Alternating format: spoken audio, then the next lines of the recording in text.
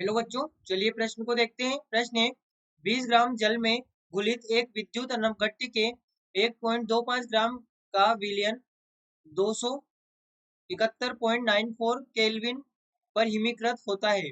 यदि केएफ का मान 1.86 केल्विन केजी प्रति मोल हो तो विलय का अणुभार होगा। विकल्प ए 207.8, विकल्प बी 179.79, विकल्प सी 209.6 और विकल्प डी 109.5। तो देखिए बच्चों, यहाँ पर बात करें प्रश्न की मुख्य अवधारणा की।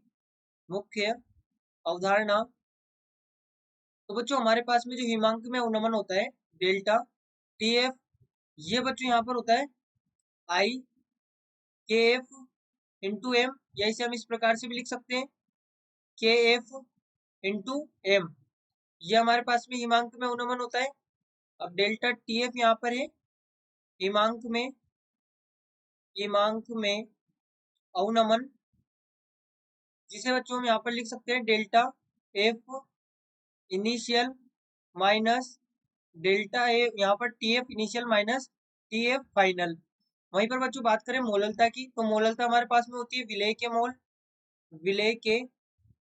मोल बटे विलायक का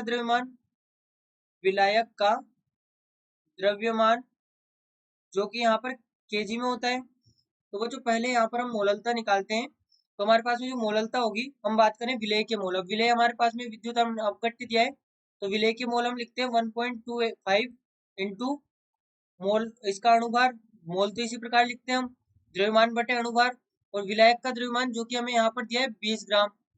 जल हमारे पास में विलायक के 20 ग्राम दिए, इसे केजी में लिखेंगे 20 इंटू 10⁻³ ये हमारे पास में होगा। अब बच्चों इसे यहाँ पर देखिए डेल्टा टीएफ की बात करें, तो डेल्टा टीएफ हम लिखेंगे TF initial minus TF final बराबर केएफ हमें दिया गया 1.86 इंटू यहाँ पर मोललता लिखेंगे, तो मोललता है 1.25 डिवाइड बाय अणुभार बटे 20 गुणे 10⁻³ ये हमारे पास में मोललता है।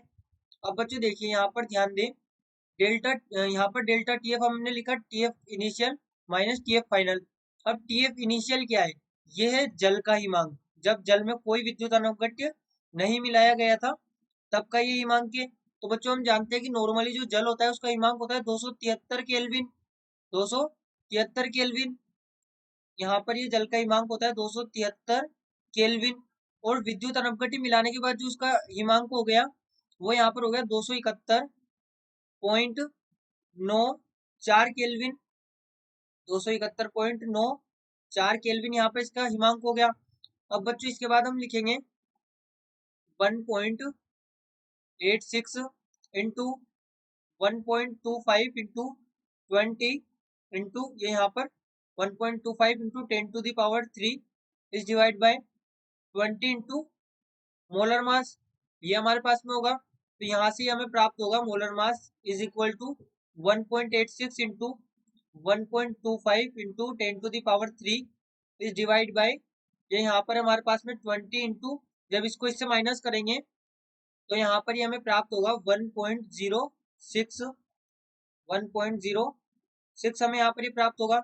अब बच्चों जब हम इसको यहाँ पर गुणा करेंगे तो ये हमारे पास में होगा, देखिए 2.325 गुणे 10⁻³ बटे 2 यहाँ पर 21.2 ये हमारे पास में होगा अणुभार, और अणुभार हमारे पास में होता है ग्राम प्रति मोल में।